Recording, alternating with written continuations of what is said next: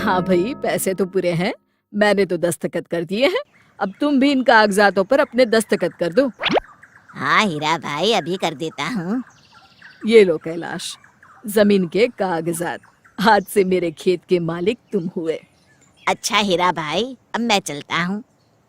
फिर कैलाश जमीन के कागजात लेकर वहां से चला जाता है।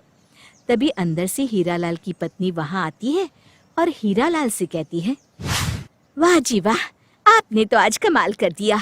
आखिरकार उस मनहूस जमीन से हमें छुटकारा मिल ही गया। हीरालाल मुस्कुराकर कहता है, तुम बिल्कुल सही कहती हो भाग्यवान। वो जमीन तो मेरी जान का जंजाल बन गई थी। अच्छा हुआ ये बेवकूफ कैलाश मुझे मिल गया और मैंने ये जमीन इसके पल्ले बांध दी। रात को खाना खाते समय कैलाश की पत्नी उससे पूछती है, क्यों जी, तुमने जो खेत खरीदे हैं वो कैसे हैं? वहाँ की जमीन कैसी है? अरे भाग्यवान, जमीन तो बहुत अच्छी है। मैं पूरे दावे से कहता हूँ, अगर उस पर सही तरीके से खेती की जाए तो वो सोना उगलेगी, सोना। भगवान करे आपकी बात सच निकले और हमारे बुरे दिन जल्द ही खत्म हो जाए। फिर अगले दिन कैलाश खेतों पर पहुंचता है। फिर शाम तक काम करने के बाद कैलाश अपना सारा सामान उसी पेड़ के नीचे छोड़कर अपने घर लौट जाता है। फिर अगले दिन कैलाश खेतों पर पहुंचता है। कैलाश ये देखकर हैरान हो जाता है कि उस पेड़ के नीचे से उसके द्वारा छोड़े गए सारे सामान गायब है। अरे भगवान, ये क्या हो गया? मेरा सारा सामान कहाँ गायब हो गया? मेरा तो बड़ा नुकसान हो गया। रात को जरूर कोई चोर यहाँ आकर सारा सामान उठा ले गया होगा। मुझे शहर जाकर फिर से सारा सामान लाना होगा। फिर कैलाश अगले दिन खेती के औजार और सामान वगैरह शहर से खरीद कर ले आता है और अपने खेत पर एक छोटी सी झोपड़ी बना लेता है। हाँ, अब ठीक है। मैं आराम से रात भर खेत में रुककर अपने सामान की रखवाली कर सकता हूँ। अब देखता हूँ कौन सा चोर आता है मेरा सामान चुराने। इस मोटे डंडे से उसकी अच्छी मरम्मत करूँगा। फिर कैलाश झोपड़ी के अंदर आराम से लेट जाता है। देखते ही देखते उसकी आंख लग जाती है। करीब आधी रात को एक तेज आवाज आती है और कैलाश की आंख खुल जाती है। कैलाश देखता है कि वो जमीन पर लेटा हुआ है और झोपड़ी आसमान में उड़ रही है और साथ में उसका सारा सामान भी झोपड़ी के साथ हवा में उड़ रहा है। अरे क्या हो रहा है? कहीं मैं कोई सपना तो नहीं देख रहा? तभी कैलाश को किसी औरत की डरावनी आवाज सुनाई देती है।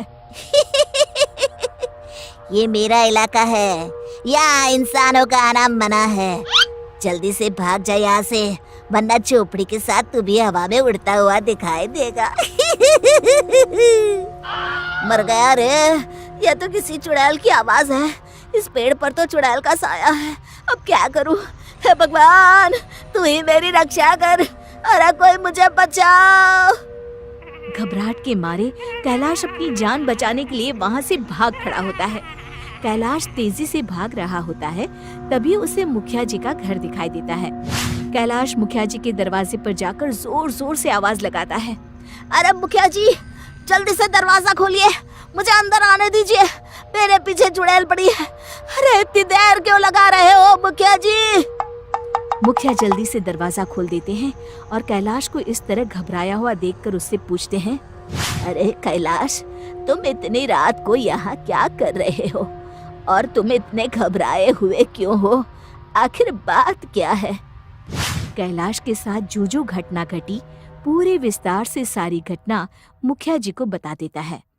कैलाश की बात सुनकर मुखिया जी क्रोधित होकर कैलाश से कहते हैं, अरे बेवकूफ, किसने तुझसे कहा था वो जमीन खरीदने के लिए?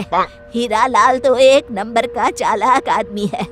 उसने अपनी बातों में फंसाकर वो जमीन तुझे बेच दी।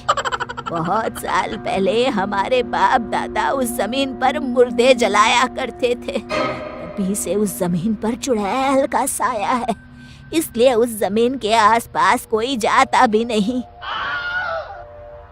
कैलाश आशा भरी नजरों से मुखिया जी को देखते हुए कहता है, आप जो उचित समझते हैं वो करिए, बस मेरे खेतों को उस चुड़ैल से मुक्ति दिलवाइए। फिर अगले दिन मुखिया कुछ गांव वालों को लेकर उस खेत में पहुंचते हैं और वहां पूजा पाठ करके पेड़ के नीचे एक छोटा सा शिव जी का मंदिर स्थापित कर देते हैं। देख कैलाश, अब मंदिर स्थापित हो गया है। अब महादेव की कृपा से चुड़ैल तेरे खेत के आसपास भी नहीं भटकेगी। चलो अब हम सब यहाँ से चलते हैं। रात को चुड़ैल खेत के पास वापस आती है और जैसे ही चुड़ैल उस पेड़ के पास जाती है, अचानक उस पेड़ के आसपास एक तेज प्रकाश चमकने लगता है और चुड़ैल का शरीर जलने लगता है। ये क्या हो रहा है मुझे? तभी चुड़ैल की नजर पेड़ के नीचे बने शंकर जी के मंदिर पर पड़ती है। ये तो शिव जी का मंदिर है। इनकी शक्ति के सामने मैं नहीं टिक सकती। अगर मैं ज्यादा देर यहाँ रुकी तो जलकर राख हो जाऊंगी। मुझे अपनी जान बचाकर यहाँ से भाग जाना चाहिए।